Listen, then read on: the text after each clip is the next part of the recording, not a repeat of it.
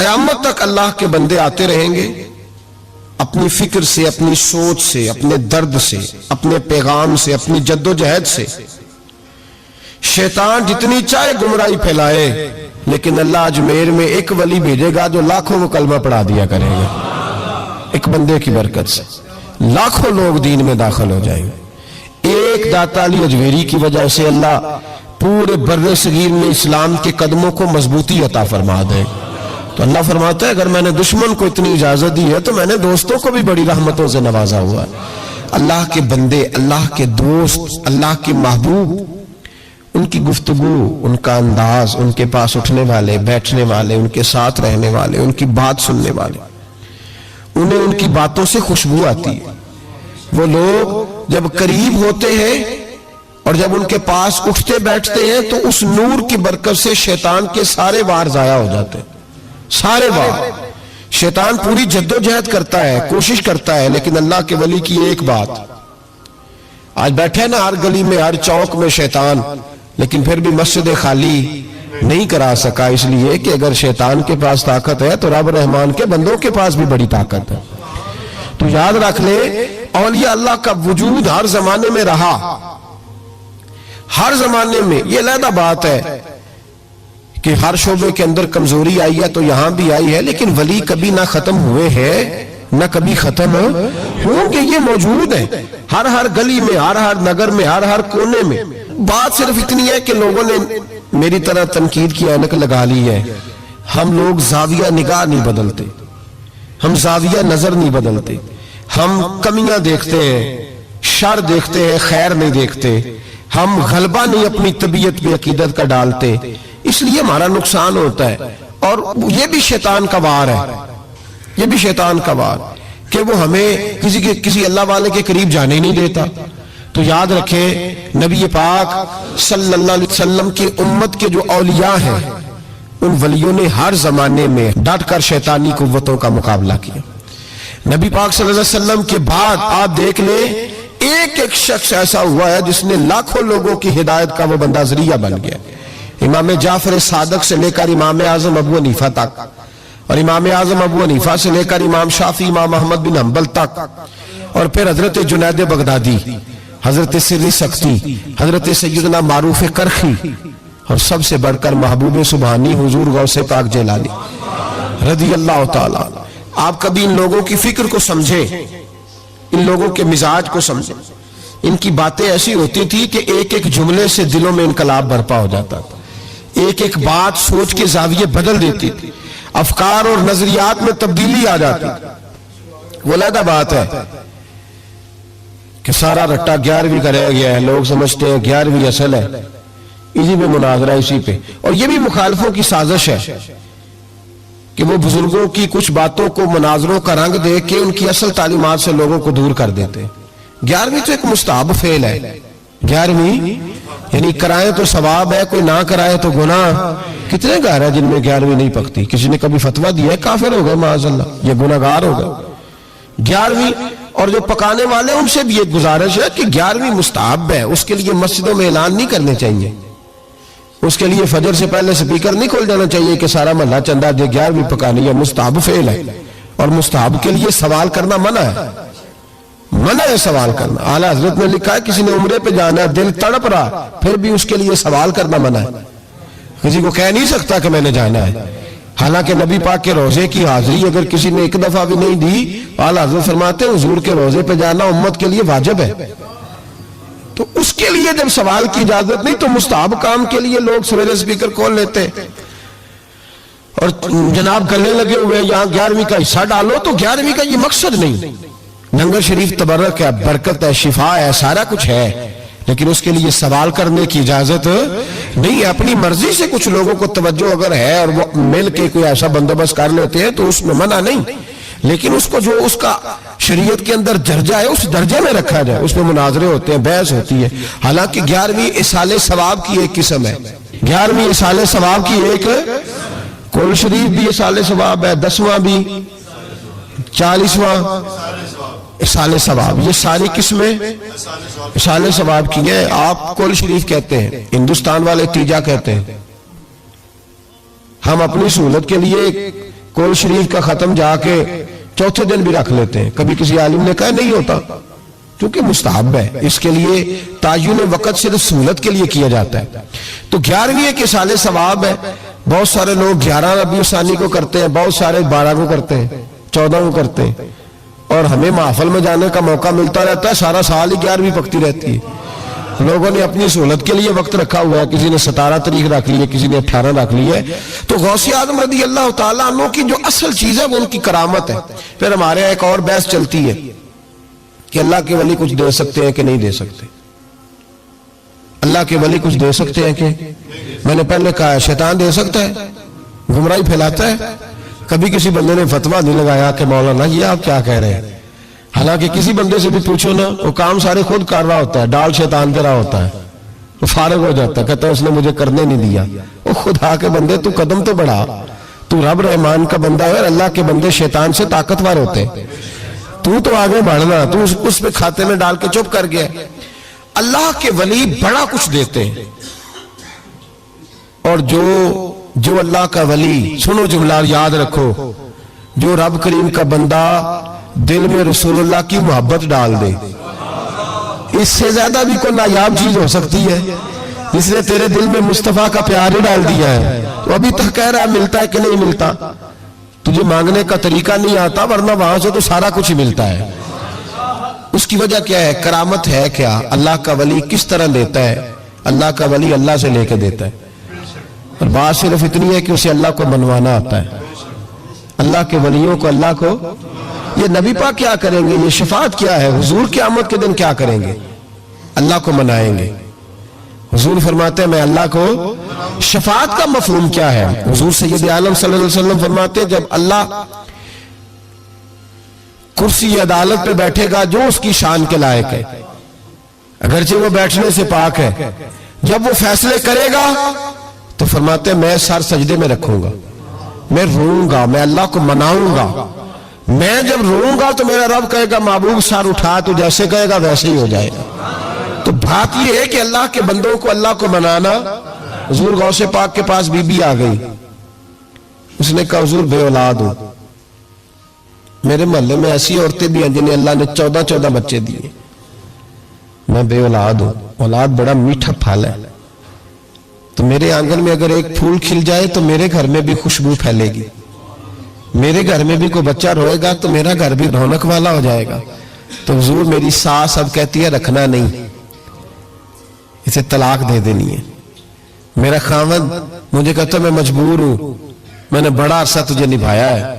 तो हुजूर मैं गरीब हूं, मेरे पे नजरे करम हो जाए, मेरे लिए दुआ करे, मेरा मालिक मुझे एक बेटा दे दे। यूं हाथ उठाएगा उसे आजम ने, कहे अल्लाह तेरी बंदी तेरा बंदा समझ के आई है। क्या लफ्जों का हुसन है, क्या जुमलों की तासीर है। ए अल्लाह तेरी बंदी तेरा बंदा समझ के आई है, तो मेहरबानी करना जो तूने इसके दिल में डाला है वो इसे अता भी फरमा दे। लफ्जों का, जुमलों की तरतीब देखे, जो तूने इसके दिल में डाला है इसे अता भी कर दे। तो हातिफ गैब से निदाई अब्दुल कादिर इसके नसीबे में ही नहीं, मुकद्दर में नहीं। मैंने कहा इन्हें मनवाना आता। जब कहा ना नहीं तो गौसे पाक रो पड़े, कहने लगे मैं समझ गया हूं तू मुझे रुसवा करना चाहता है, तू मुझे रुसवा कर दे, तू रुसवा करना। तुझे नहीं पता था अब्दुल कादिर के पास जा रही है, तू मालिक है, तू इसके इरादे से आगाह नहीं था। मौला तू बेनियाज है, तुझे पता था मेरे पास आ रही है। ठीक है, ये कहेगी लोगों से जाके कि मैं अब्दुल कादिर के दरवाजे तक हो आई हूं, मुझे तो कुछ नहीं मिला।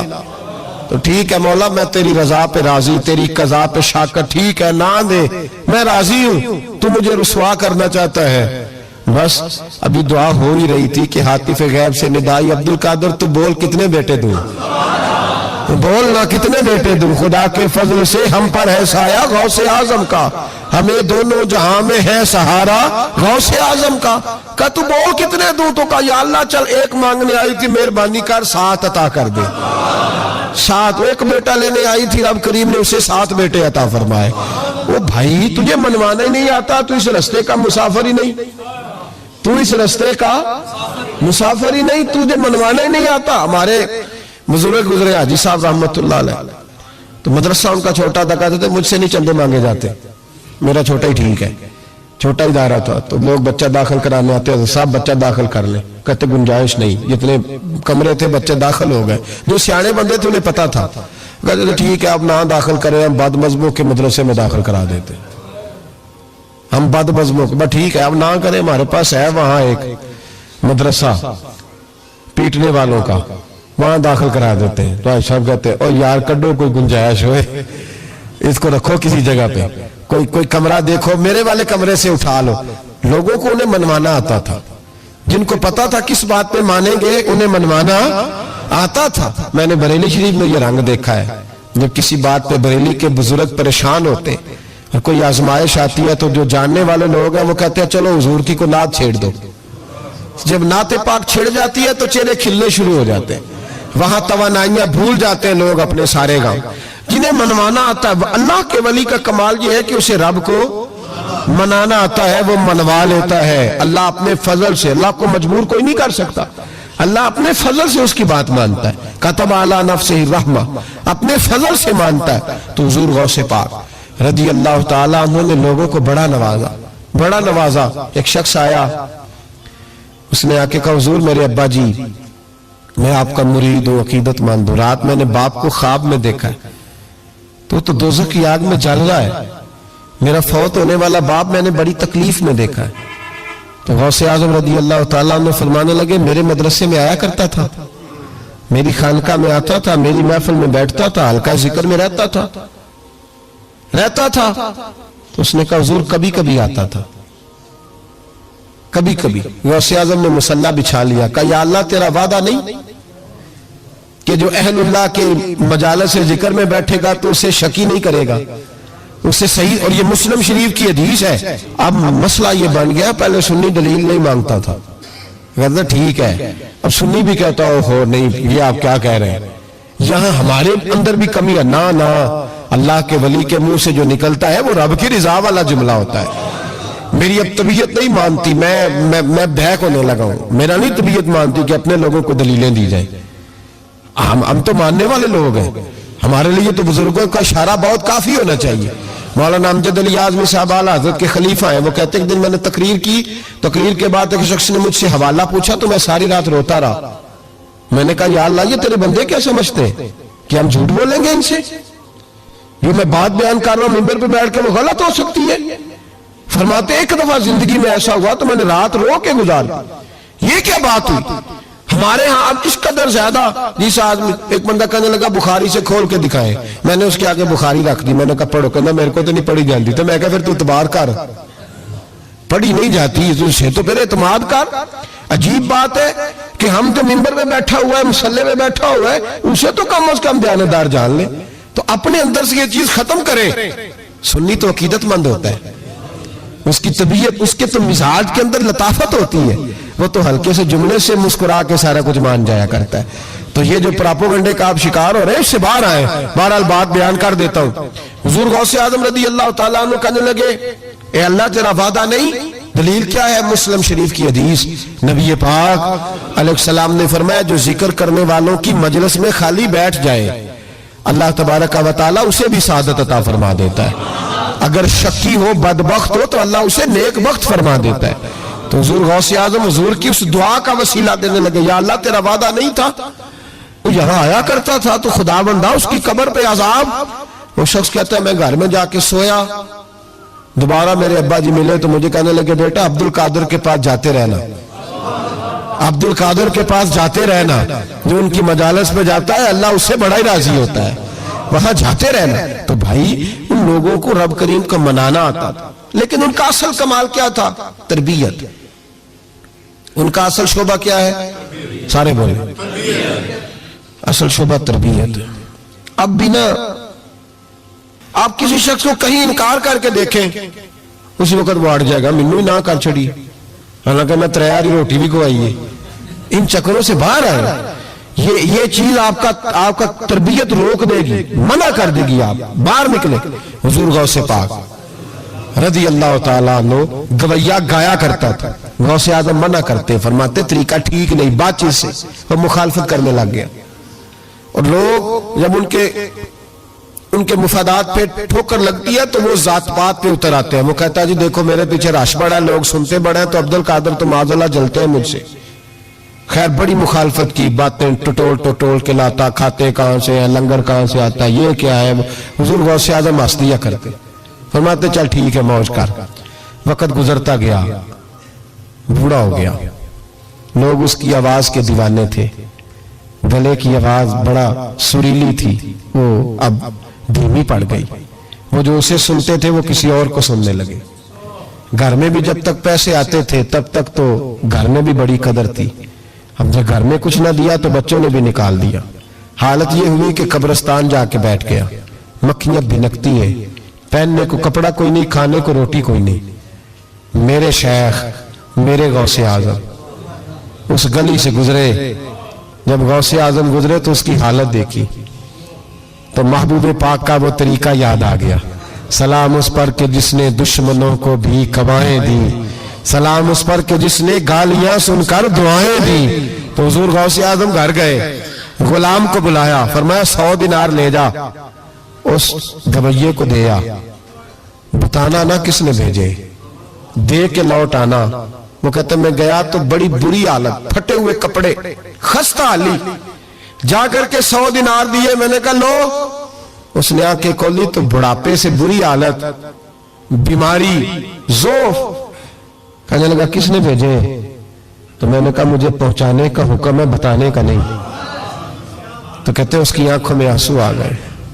کہنے لگا میں بھی سارے بغداد کو جانتا ہوں, مجھے پتا ہے اس حالت پہ اگر مجھ پہ کوئی کرم کر سکتا ہے تو وہ عبد القادر جیلانی ہے.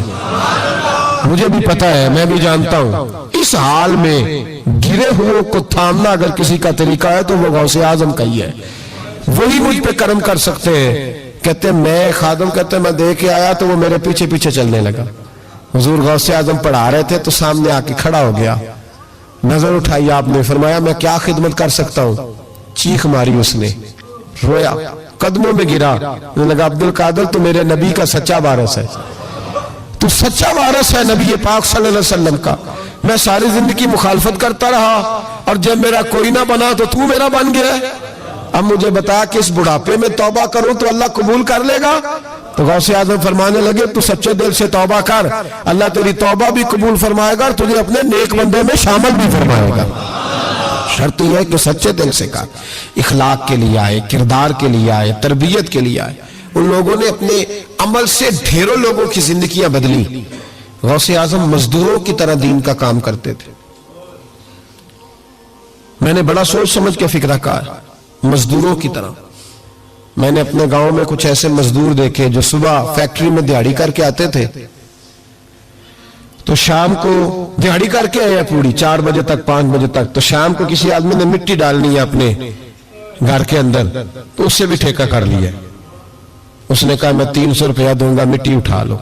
تو وہ مزدور گھر آیا تو اس نے کہا چلو بچوں کے کپڑے بھی لینے, عید بھی قریب آ رہی ہے. یہ مزدور لوگ بڑی جدوجہد کرتے ہیں, تو رات کو مٹی ڈال دی. حضور غوث اعظم نے مزدوروں کی طرح دین کا کام, یہاں تو موجیں لگی ہیں, تو موجیں لگی ہوئی ہیں لوگوں کی. یہاں تو لوگ ساد رنگ میں مست ہو کے کہتے ہیں بس ٹھیک ہو گیا جی, ہم بڑے پکے ہیں ان کے ماننے والے. غوث اعظم فجر کے بعد فقہ کا درس دیتے تھے, فقہ کا. ان کہہ دے وہ بھی مولوی سن, چونکہ درس بھی دیتے تھے. فقہ کا درس فجر کے بعد, ظہر کے بعد غوث اعظم لوگوں کو حدیث پاک پڑھایا کرتے تھے. عصر کے بعد قرآن پاک کی تفسیر بیان کرتے تھے. ہر روز رات کو عشاء کے بعد دور دراز سے مخلوق آتی تھی, لاکھوں کا مجمع ہوتا تھا, اور غوث اعظم وہاں رسول اللہ کا دین لوگوں کو سمجھایا کرتے تھے. 1000 آدمی کاغذ قلم لے کے عالم بیٹھا کرتے تھے. غوث اعظم جو تفسیر بیان کرتے اسے لکھا جاتا تھا. یہ حضور غوث اعظم کا طریقہ ہے. غوث اعظم بغداد کی جامع مسجد کے خطیب تھے, وہ خطیب تھے مسجد کے. جامعہ نظامیہ کے نام سے غوث اعظم نے مدرسہ بنایا ہوا تھا. وہ ایک ادارے کے پرنسپل تھے, جسے الف با سیدھی پڑھنی نہ آئے. وہ کہے میں بڑا ولی ہوں, مجھے غوث پاک کا فیض ہے, تجھے کس طرح کا فیض ہے؟ غوث اعظم کا فیض یہ آپ فرمایا کرتے جتنی جس کی زبان میں تاثیر زیادہ ہو سمجھو میرا فیض اسے زیادہ ملا ہوا ہے. آپ تقریر کرتے تھے, خطبہ دیتے تھے, روز رات کو بیٹھتے تھے. یہاں پیر صاحب کے پاس علم لدنی ہے, انہیں 8,000 دا مولوی رکھے جمعہ پڑھان لے. میں کہا پیر صاحب کیوں نہیں پڑھان دے؟ کہ ہمارے پیر صاحب کے پاس علم لدنی ہے. میں کہا انہوں آندہ ہی نہیں بچارے نے, علم لدنی ہوئے تو باہر بھی آوے ہودا. کن لوگوں کو ماننا شروع کر دیا قوم نے؟ کہتے ہیں مولوی اور ہوتا ہے, صوفی تو صاحب کہہ دو مولوی پڑھا ہوتا ہے, صوفی جاہل ہوتا ہے. یہ فرق کرو معاذ اللہ سمجھ میں آئے. کیا چکر ہے, کس طرف لوگ چلے گئے؟ حضور غوث اعظم رضی اللہ تعالیٰ عنہ 16 گھنٹے دین کا کام کرتے, 16 گھنٹے اتنا پڑھا پڑھایا. پھر بھی اگر کوئی بندہ آ گیا نا چل کے دور سے, مصر سے, یمن سے 15-20 بندے آ کر حضور محفل میں لیٹ ہو گئے تھے تو ہم آپ کی زیارت کے لیے, تو غوث اعظم گھنٹہ ان کو بھی تقریر سناتے رہتے, انہیں بھی دین بتاتے. چلو دین کے کام میں آ جاؤ, وہ ٹائم ہی لگا لیتے ہیں. آج تھوڑا زیادہ مزدوری کر لیں. مزدوروں کی طرح کام کیا, 50 کے قریب کتابیں لکھی, لاکھوں لوگوں کا قبلہ درست کیا, ہزاروں یہودیوں اور عیسائیوں کو کلمہ پڑھایا.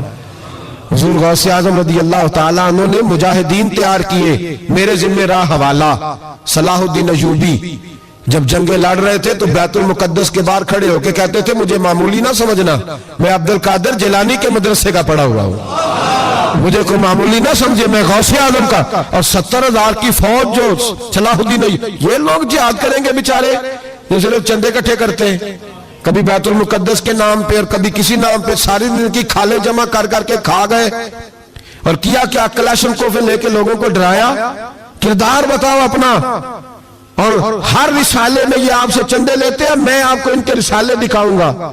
آپ کی کھالے لے جاتے, آپ سے چندہ لیتے, مہینے کا رسالہ نکالتے, ہر رسالے میں کبھی داتا صاحب کے خلاف لکھتے. انہوں نے اپنے رسالے میں لکھا لاہور میں جو علی اجویری کا مزار ہے وہ شرک کا اڈا ہے, اور دیو کھلا ہے انہوں نے, اور چندے دو ان کو. یہ تو جنازے اشتہار لگا کے پڑھاتے ہیں. میلاد کی محفل بدعت ہو گئی. کس صحابی نے اشتہار لگا کے جنازہ پڑھایا ہے؟ فلانے کا جنازہ ہے تو اتنے بجے اشتہار لگا دو. کس کی سنت ہے؟ کیا تماشا لگایا ہوا ہے. اور ہماری قوم ہے کہ مست ہے, پتہ ہی کوئی نہیں. پھیلانے والے سب تمہارے یار ہو گئے, سمجھانے والے مفت گناہگار ہو گئے. کبھی ولیوں کے دشمنوں کی وجہ سے بھی جہاد ہوا ہے. صلاح الدین ایوبی کھڑے ہو کے کہنے لگے فلسطین میں, فرمایا میں لڑوں گا اس لیے کہ میں عبد القادر کے مدرسے کا طالب علم ہوں. اور فرمانے لگے یہ 70,000 فوج میرے ساتھ ہے, ساری غوث اعظم کو ماننے والی ہے. انقلاب غوث کے ماننے والے لائیں گے. یہ لوگ انقلاب برپا کریں گے جن کے دلوں میں بغض رہتا ہے اللہ کے ولیوں کا. اور ہر رسالے میں کبھی یہ کون سا جہاد ہے, کبھی بابا فرید کے خلاف لکھتے ہیں, کبھی غوث اعظم کے خلاف لکھتے. شرم نہیں آتی؟ کھالوں سے تم نے پجاروں خریدی ہوئی ہے, کھالیں کٹھی کر کے تم نے کلاشنکوف لی ہوئی ہے, مکانوں میں رہتے ہو, اور قوم ہے کہ وہ دیکھتی نہیں. اور بھائی دنیا میں رہنا ہے تو کچھ پہچان پیدا کر. لباس خضر میں یہاں سینکڑوں رہزن بھی پھرتے ہیں. ہر داڑھی پگڑی والے کو دیندار نہ سمجھ لیا کرو, خدا را یہ پہچان پیدا کرو. جس کے مرضی پیچھے لگ جاتے ہو. حضور غوث پاک شیخ عبد القادر جیلانی رضی اللہ. اور آج کل کی میں جاتا ہوں نا محفلوں پہ تو میں دوستوں سے کہتا ہوں آپ کو دوست ٹائم لینے آتے تو میں پوچھتا ہوں محفل کیوں کرانی ہے؟ محفل ہے کہنے ثواب واسطے. تو میں کہا سورۃ یاسین پڑھا لو کار, ساری زندگی ثواب کے چکر میں رہو گے. انقلاب کب آئے گا؟ میلاد کی محفل کر لو, سارا سال برکتیں نازل ہوں گی. محفل کو ایک روپ دو, ایک رنگ دو. محفل ایک انقلاب کا نام. غوث اعظم نے ہمیں وہ والی محفل سکھائی ہے جس میں بے نمازی آتا تو نمازی بن کے جاتا, جس کے اندر چور ڈاکو آتا تو توبہ کر کے جاتا, جس کے اندر کوئی ماں باپ کا نافرمان آتا تو گھر جا کے ماں باپ کے پیروں میں بیٹھ جاتا. ثواب کے لیے محفل, ثواب کے لیے 11ویں. اس سے باہر آئے, بڑا ہو گیا یہ کام. نعت خواں بھی چلے ہوئے ہیں پکے ہی, وہ بھی ادھر کو سفر کر رہے ہیں, ادھر کو سفر, وہ بھی سارے ثواب اکٹھا کر رہے ہیں. کہتے تو محفل کرا تو بخشیا جائے گا. جدے ہاتھ نوٹاں جدہ تھی انہوں کہتے چوری صاحب شیر تیری نظر ہی. اور میں کہا ظالمہ شیر نبی پاک دا تے نظر بندے دی کر چھڑے, کچھ سوچ. اور جس نے پیسے زیادہ دیے اس کہتے ہیں عاشق رسول ہے. میں کہا تو کتھوں مور لئی لوکاں نو عشق دی ڈگریاں ونڈدا پھردا ہے, کدھر سے تو نے یہ لے لی اسٹیمپ جو لگاتا ہے یہ عاشق ہے یہ عاشق نہیں. محفل کرانے والا بھاویں بجلی چوری کردا ہوے تو عاشق رسول ہے. تو یہ باہر ہے حضور غوث اعظم. ہر روز محفل ہوتی تھی لیکن جو آتا تھا اللہ اس کا دل بدل دیتا تھا. اور چونکہ ریاکاری نہیں تھی, تسنن نہیں تھی, بغداد میں محفل ہو رہی, غوث اعظم تقریر کر رہے, بارش شروع ہو گئی. لوگ بکھرنے لگے تو حضور غوث اعظم رضی اللہ تعالیٰ عنہ سر جھکا کے کہنے لگے مولا تو دلوں کے بھید تو جانتا ہی ہے نا، اگر یہ بندے میں نے اپنے لیے اکٹھے کیے تو سارے بھگا دے، اور اگر تیرے لیے اکٹھے کیا تو پھر بھی تیری مرضی ہے، تو دلوں کے بھید جانتا ہے۔ لوگ کہتے ہیں سارے بغداد میں بارش ہوتی تھی، جہاں غوث اعظم کا جلسہ ہوتا تھا وہاں نہیں ہوتی تھی، وہاں نہیں ہوتی تھی، اس لیے کہ انہیں اللہ کو منانا آتا تھا، انہیں طریقہ پتا تھا۔ حضور غوث اعظم نے اپنی گفتگو سے، تقریر سے، خطبے سے، الفتح الربانی حضور غوث اعظم کی تقریروں کی کتاب چھپی ہوئی ہے، آپ کے ملفوظات ہیں، آپ کے خطبے، وہ بھائی اس کو لوگ